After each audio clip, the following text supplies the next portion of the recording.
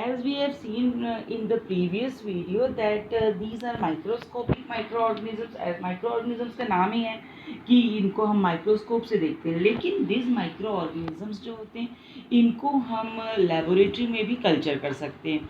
जैसे कि लेबोरेटरी में जब हम इनको कल्चर करते हैं तो ये अपने नंबर को बढ़ाते हैं। We can see over here a colony of bacteria growing in the petri dish. तो ये जो बैक्टीरिया के अपने नंबर बढ़ाने से उसकी जो कॉलोनी का फॉर्मेशन हुआ, तो we can see this bacteria by our naked eyes. And also the same with the fungal colony which is also growing in the petri dish. You can see over here the fungal colony which is growing in the petri dish, that also can be seen by your naked eyes. And as now will see that जैसे कि हमको ऐसा लगता है कि micro organisms मतलब इससे बीमारियां ही होती हैं, या they always causes a large number of diseases in human beings only, और they also causes a disease in animals as well as the plants. But this should not make you think that all the microbes they are harmful.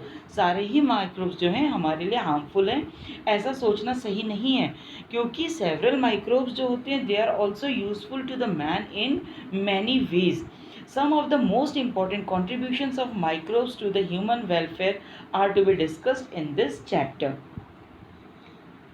So as we had mentioned in the points which we have to learn from this chapter, the very first point, it was the microbes in the household products.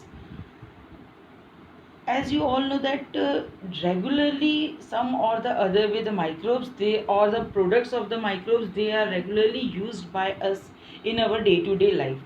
The most common example जो हम यहाँ पर देखेंगे वो है the formation of the curd by the milk. As you know very well, आप काफ़ी छोटी क्लासेस से इसको पढ़ते आ रहे हैं कि दही जो है वो लैक्टोबैसिलस बैक्टीरिया के कारण जमता है. And the commonly this lactobacillus, इसको हम लैब भी कहते हैं, लैब लेबोरेटरी वाला नहीं है, it is lactic acid bacteria. ये क्या करते हैं लैक्टिक एसिड बैक्टीरिया, ये ग्रो करते हैं मिल्क पे और उस मिल्क को they convert it into the curd. और ये जो लैब है यानी कि जो लैक्टिक एसिड बैक्टीरिया हैं ये जब ग्रो करते हैं इन द मिल्क उस समय क्या करते हैं दे प्रोड्यूस एसिड, और एसिड को प्रोड्यूस करके क्या करते हैं इस मिल्क को धीरे धीरे कोआगुलेट करने लगते हैं, मतलब कि उसका थक्का जैसा जमाने लगते हैं, और पार्शियली मिल्क के अंदर जो प्रोटीन्स प्रेजेंट हैं उस प्रोटीन्स को ये डाइजेस्ट करने लगते हैं.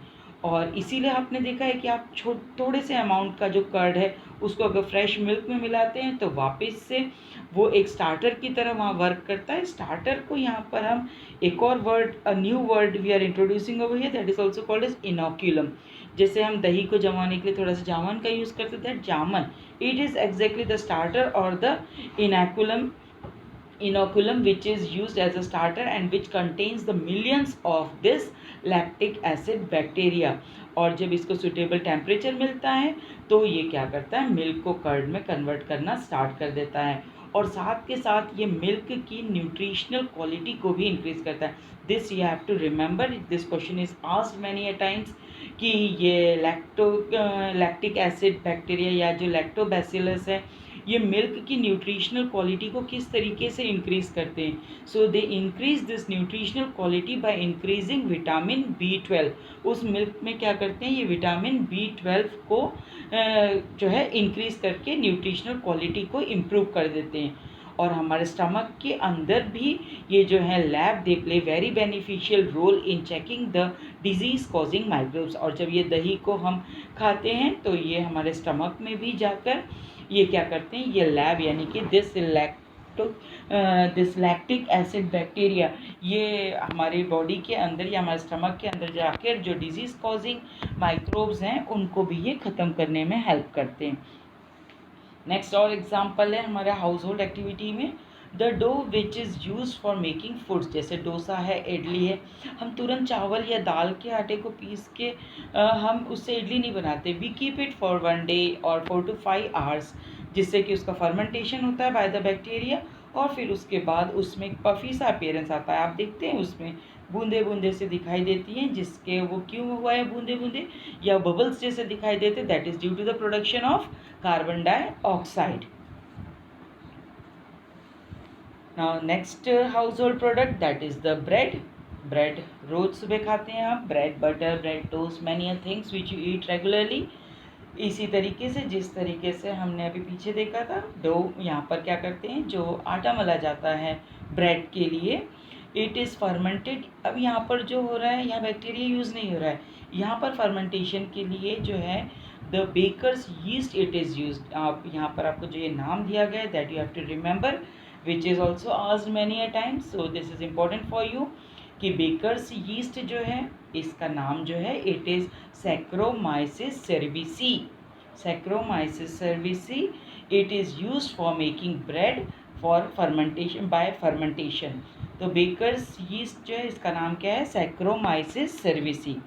Yeast is available in the form of powder और स्मॉल केक्स। आप बाज़ार में जाएंगे तो यीस्ट बोलेंगे तो वो आपको छोटे से पैकेट में थोड़ा सा पाउडर दे देते हैं, और उसको जब आप वीट के फ्लोर के साथ, यानी कि गेहूं के आटे के साथ जब उसकी नीडिंग करते हैं, नीडिंग का मतलब है जैसे आटा मलते हैं, उस तरीके से जब उसकी नीडिंग करते हैं और उसको थोड़ी देर तक रख देते हैं, तो फिर वो जो नीडेड डो है, जो आटा मला हुआ है, स्वेलअप हो जाता है एंड स्वेल्स अप। अब जो ये स्वेलिंग होने की जो प्रोसेस है, again remember this process, the swelling up process of this needed dough, it is called as leavening, LEAVENING।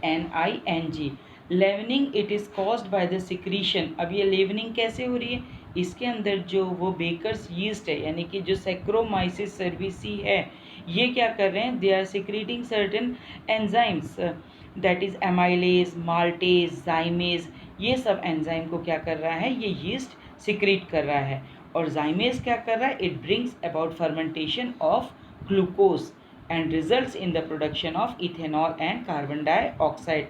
जैसा कि आपने देखा था, जो आपका एनएरोबिक रेस्पिरेशन था, एनएरोबिक रेस्पिरेशन में आपने यीस्ट के बारे में देखा था, तब आपने देखा था कि इनकम्प्लीट रेस्पिरेशन होता है ये, और यहाँ पर कार्बन डाइऑक्साइड के साथ इथेनॉल का भी फॉर्मेशन होता है, यानी कि जब ग्लूकोज का ब्रेकडाउन होता है, it breaks down into ethanol and carbon dioxide. तो जब ब्रेड को हम बेकिंग करते हैं तो उस समय कार्बन डाइऑक्साइड क्या करता है, इवेपोरेट होकर कार्बन डाइऑक्साइड, इथेनॉल जो है वो इवेपोरेट हो जाता है, और कार्बन डाइऑक्साइड भी ब्रेड को छोड़ देता है, जिसके कारण वो ब्रेड से जिस जिस जगह से वो कार्बन डाइऑक्साइड रिलीज़ होता है, उस जगह के कारण, वहाँ पर उसके छोड़ने के कारण वो स्पॉन्जी नेचर जो है वो आ जाता है ब्रेड में। सो रिमेंबर दिस, ब्रेड जो है इसका फॉर्मेशन किससे हो रहा है, by the baker's yeast which is called as saccharomyces cerevisiae. और यहाँ पर जो वो डो जो स्वेलअप हुआ है, उस प्रोसेस को हम लेवनिंग कह रहे हैं, और इसमें यीस्ट जो है कुछ एंजाइम्स को सिक्रेट कर रहा है, that is amylase, maltase and जाइमेज। जाइमेज main जो है यहाँ पर यीस्ट से जो निकल रहा है, वो it only brings about the fermentation of the glucose, और ग्लूकोज कहाँ प्रेजेंट है, उस आटे में प्रेजेंट है। Right, got this.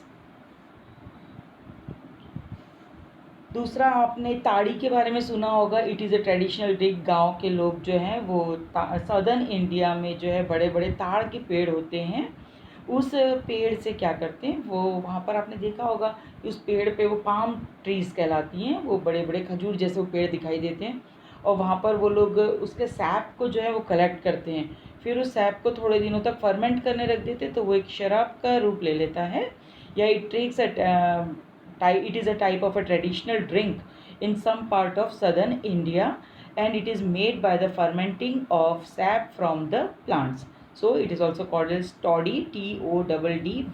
Commonly इसको हम ताड़ी कहते हैं. Next है cheese, very delicious thing which you all like, जो कि आप पिज़्ज़ा वगैरह में देखते हैं. There are different different types of cheese जो आजकल आप देख रहे हैं. तो cheese, it is one of the oldest food items in which microbes are used. Different varieties हमको जो है चीज़ की दिखाई देती है. आप बाज़ार में आजकल जाते हैं तो पिज़्ज़ा चीज़ है, रॉकफोर्ड चीज़ है, many cheese you can find out. So ये क्या है, ये वेराइटीज़ चीज़ की क्यों हो गई है, इनका एक डिफरेंट फ्लेवर होता है, डिफरेंट टेस्ट होता है, कैरेक्टरिस्टिक टेक्सचर होते हैं. और ये जो टेक्सचर इनका या फ्लेवर जो टेस्ट है, ये डिफरेंट डिफरेंट क्यों आया है, बिकॉज दिस स्पेसिफिसिटी जो है, ये जो डिफरेंस है, इसमें कहाँ से आ रहा है, the different type of microbes which are use. यहाँ जो अलग अलग माइक्रोब्स यूज़ हो रहे हैं, इसके कारण इनकी वेराइटीज़ जो है वो चेंज हो रही है. तो आपको जो यहाँ पर यूज़ किया गया है example, that is the large hole in the Swiss cheese.